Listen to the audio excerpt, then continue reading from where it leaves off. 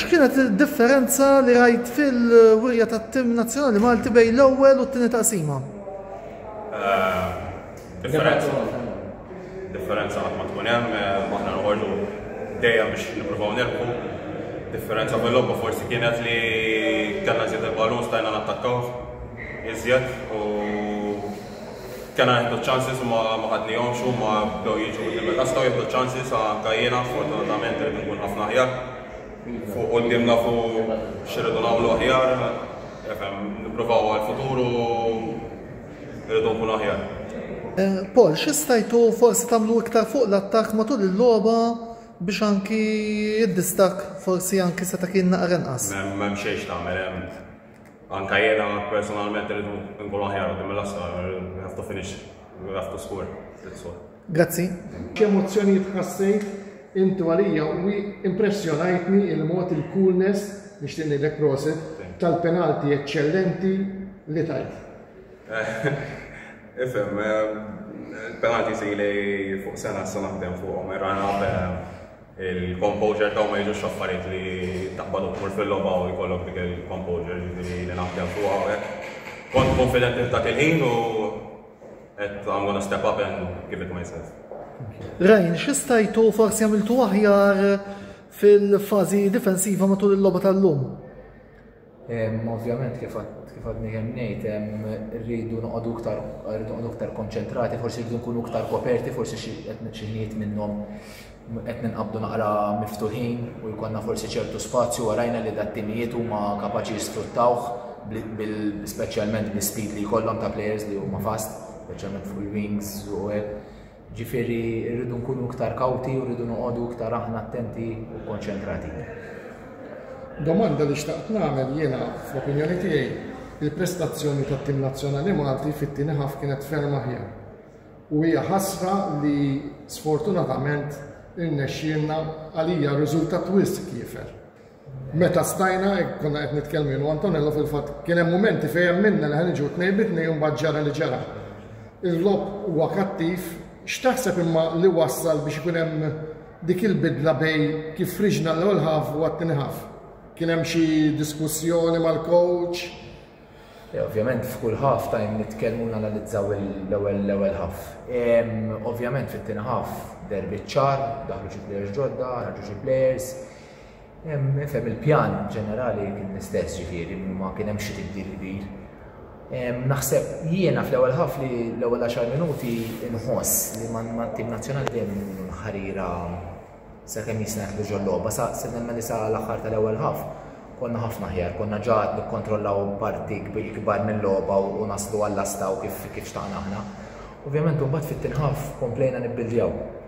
U naħseb anke fil-logħb preċedenti hemm ġa minna del ħaġa dejjem jista' nibqgħu nibbildjaw. Ġifieri rridu forsi nibdew iktar konċentrati iktar noħorġu iktar preparati u iktar għax it-timijiet ovvjament qed joħorġu b'saħħithom mal-ewwel. Issa l-fatt li players bħalek jkollkom din l-esperjenza enormi li għatilkom il-Conference League, kemm taħseb li we can bring it forward anke għal-man nazzjonali?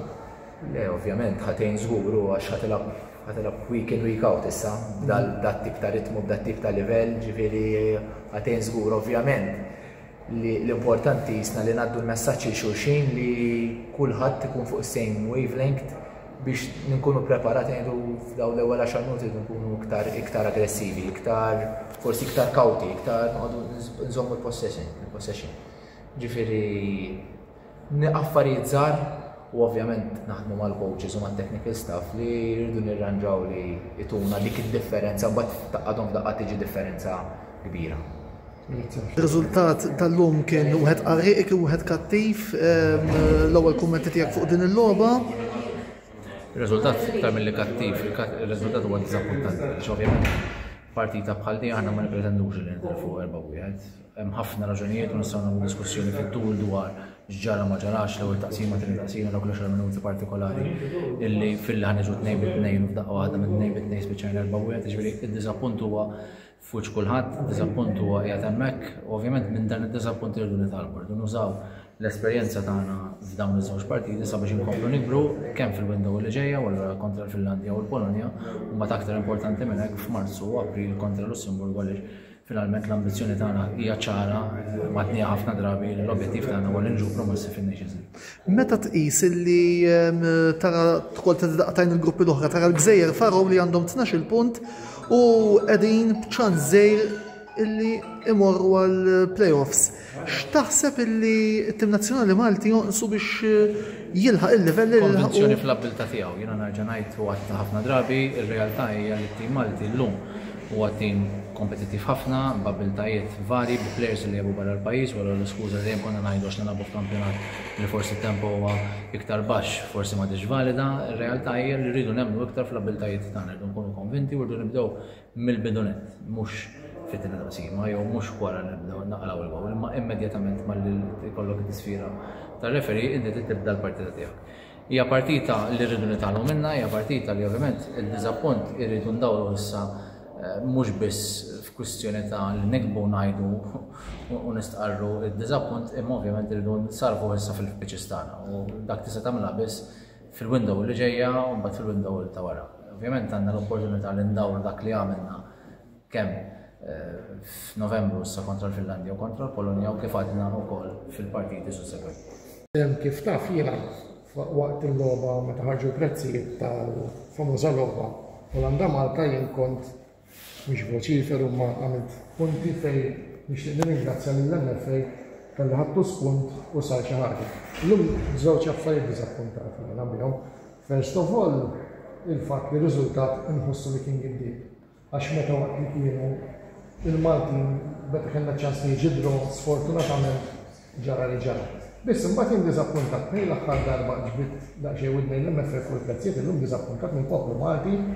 Mill-lejla prezzijiet kienu li kienu il-Bosnia u sfortunatament il-ground ma kienx hawn xi attendenza ġifieri dak it-tip ta' bniedem kif qed kiena ġust u nittama lill poplu Malti mhux għal okkażjonijiet biss ikun hemm ma jkun hemm dejjem u nispera li din it-tingħata lilna jien fi żmieni meta kont għadni tifel jien niftakar il-block tickets minħabba l-fatt li taf x'inki kien hemm ċerti logħbiet jikkumpensaw iġibu l-oħrajn. Hemm xi ċans terġa' ssir dis-sistema biex bħallejla jien kif irrabjajt ftit u kont mod paċifiku wassalt il-messaġġ tiegħi llum bil-kontra. Irrabjat mal-poplu Malti għax l-MFA ta' semu u sfortunatament l-attendenza kienet li kienet. Illum kellna tendenza ta' bej wieħed u ieħor 2000 ruħ, mhux ser nikkummenta dwar il-fatt li n-nies jiġu għall-logħbiet il-kbar jew ma jiġux għall-logħbiet ta' ħbiberija. Dik ovvjament tispetta lil min jattendi, jiena ma nippretendix li n-nies jiġu bid-dritt, imma ovvjament irid jimmeritana li n-nies jisegwu. Jiena qatt ma kont minn dawk il-persuni li nippunta subajja li dak li jkun imma ġeneralment naqbad subajja u nippunta li nnifsi. U ekser kun u ekser nibqa'. Dwar ovvjament x'seta ġara u x'seta ma ġarax u l-prezzijiet u ħafna diskorsi li kien hemm. Ovvjament naħseb li issa d-diskors kollu li kellna nagħmluh għamilnieh kulħadd semma leħnu, kulħadd ura l-pożizzjoni tiegħu, żgur anke aħna urejna tagħna dwar il-goal card għax inti tissemmi l-famuża goal card. Kif kelli l-opportunità li ngħid naħseb anke fil-programm tagħhom, jien għandi d-dubji tiegħi seri kemm illum il-ġurnata bir-regolamenti l-ġodda tal-UEFA dak il-goal card tista' ssir. Il-forma kif kienet fil-passat ma jidhirlix li tista' ssir legalment qed ngħidilkom issa u allura rridu nsibu formola oħra biex aħna jkollna vantaġġi tal-lealtà. Meta ngħid vantaġġi tal-lealtà hija li dawk li jkunu li jattendi x'hemm xi xita rispettivament min huwa l-avversarju irridu nippremjawha. L-istrateġija li kellna fil-partita kontra l-Olanda kienet immirata f'dak is-sens li tippremja l-lealtà, jiġifieri min jixtri biljet għall-logħba kontra l-Olanda, nfakkar li seta' jakkwista wkoll din il-partita b'50% kienu ftit li usofraw minn dak it-tip ta' dritt. Però minkejja dak irridu nsibu formola mekkaniżmu li jgħinna nkunu nistgħu nisfruttaw iktar il-lealtà. U tfisser li inti iktar ma tiġi iktar tuħu punteġġ u iktar ma tuħu punteġġ tkun tista' ssarfu iktar fi prezz aħjar jew nkella f'ticketing aħjar. Ġifieri dak it-tip ta' strateġija irridu naħsbu dwarha. Ovvjament dvaja l-kompetizzjoni għaliex ovvjament meta tilab in-Nations League għandek strateġija mod, meta tilab ovvjament kompetizzjoni għal-mija din għandek strateġija mod. So wieħed irid jagħmel tip ta' diskussjoni li ma' diskussjoni diġà bdiet ma' Southend Core, jiena rrid nieħu l-opportunità li nsemmu supporters li nirringrazzja lis-Southend Core li rispettivament mir-riżultat, rispettivament mill-avversarju, rispettivament jekk nagħbu home jew away, jiġu jissapportjaw it-tim ta' Malta għaliex iħossu li għandhom jagħmlu hekk fil-konfront ta' pajjiżhom. U m'għandix klieb li nirringrazzjahom, però mhux biss nirringrazzjahom, li jiena irrid inkompli nuri l-fiduċja tagħna fil-konfront tagħhom billi aħna ovvjament niltaqgħu spiss, niddiskutu ħafna iktar u nsibu l-mekkaniżmi li jagħmlu sens fiċ-ċirkostanzi tal-lum.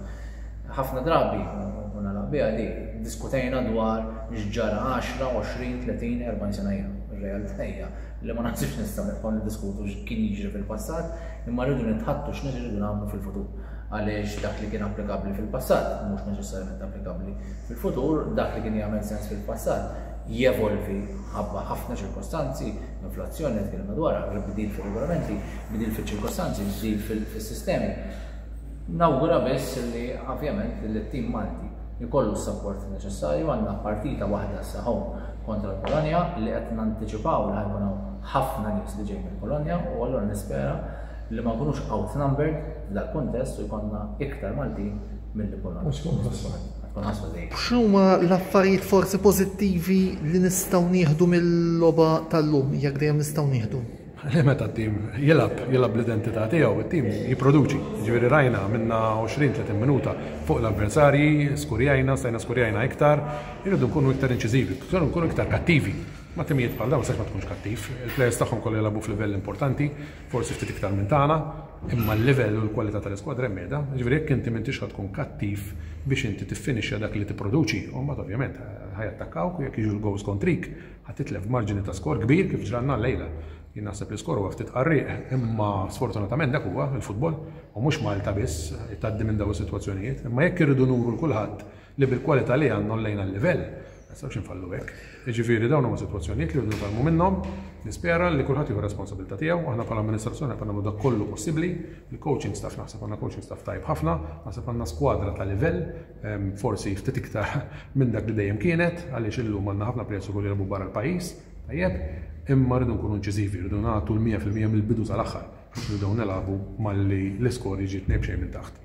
Dik hija l-messaġġ naħseb li wieħed għandu jwassal wara dan il-konfront u ovvjament nawgura li jekk irridu naslu issa fil-logħba ta' Marzu, fiż-żewġ logħbiet ta' Marzu fil-playoff tagħna li hija opportunità enormi għat-tim nazzjonali tagħna biex jikteb l-istorja, rridu nbidlu l-mindset. Dawn huma l-logħbiet li rridu jwasluna, mhux il-logħbiet kontra San Marino u Liechtenstein. Hemmhekk il-livell il-ħaqnieh, issa rridu nitilgħu tarġuħra u rridu nuru konsistenza f'dak li nagħmlu. Taħseb li ħatkun inċiżiva il-fatt li l-Ħamrun ħelbu l-Conference League at this level sewa u x'impatt ħajħalli fuq it-tim nazzjonali Malti. Mela li kull opportunità bħal dik hija importanti ħafna, pożittiva ħafna. Ovvjament il-Ħamrun mhux ħaġa kbira, però ovvjament wieħed irid iżomm saqajh mal-art għaliex li tilab dawn il-partiti kollha f'livell domestiku, f'livell ta' klabb, f'livell ta' UEFA mhux faċli. Kollok skwadri kbar jibdew jidħli l-injuries lejja u ħafna affarijiet oħra. Jiġifieri anke rajna fit-tim nazzjonali il-plejers tal-Ħamrun mhux kollha performjaw minħabba dawn ċirkostanzi mhux ma jafux, imma dawn huma ċirkostanzi żodda li ovvjament wieħed irid joqsim. Nawguralhom Ħamrun Spartans, naħseb l-partita għal kienet tajba ħafna, għalkemm tilfu riżultat ma kienx favorihom, imma setgħu jġibu wkoll riżultat. L-importanti fil-futbol illi jekk inti għandek identità u inti għandek stil ta' futbol u inti kapaċi bil-kwalità li għandek tilab, trid toħroġ hemmhekk mill-bidu biex tilab. Għaliex ħaddieħor mbagħad ovvjament ħajġru warek. Imma jekk inti toqgħod tistenna ħaddieħor jilgħab, mbagħad tiġri bħal-lejla. Tiġi tnejn b'xejn minn taħt u ma tkun tard wisq. Jiġifieri stajna l-lejla minn tnejn b'xejn minn taħt nġibu riżultat xorta waħda. Imma mbagħad konna ftit stupidi fl-aħħar illi ċedejna l-armi u flok ġibna riżultat aħna ovvjament l-avversarji skurjaw iktar gols. Dik l-istupidità mhux qed ngħidha bl-ebda disrispett, ma dik l-istupidità illi għadna ma nemmux fina nfusna u nagħtu 1000%, mhux il-100%, qed poġġina f'ċirkostanza illi hemm livell li nixtiequ nilħqu u dak il-livell mhux nilħu. Sfortunatament maħniex naqtaw dak li qed niżiraw. Jiġifieri u jiena lija llum vera ħassejt fil-faddina nitkellmu bejnietna qed hemm ċans inġibu tuwiċ. Għas-sagrifiċċju kollu. L-ikbar weġa li kienet għax kellna ċans. Għas-sagrifiċċju kollu li għamlu il-plejers tagħna, il-coaching staff tagħna, l-amministrazzjoni tagħna, il-partitarji tagħna li jsegwu dejjem b'entużjażmu, Ovvjament, din hija telfa li tħallik rammarikat, din hija telfa tħallik irrabjat. Jiġifieri ngħid stupidità għaliex nemmen fil-potenzjal u fil-nuklu li għandna. Kieku mhux ħan nitkellem hekk, kieku ngħid isma' provajna l-aħjar li stajna ma sawwek nafu. Nafu ħafna iktar minn hekk. U allura tkun irrabjat illi l-affarijiet ma ġewx favorina minħabba affarijiet illi huma ma nix ngħid bażiċi, ma vitabbli.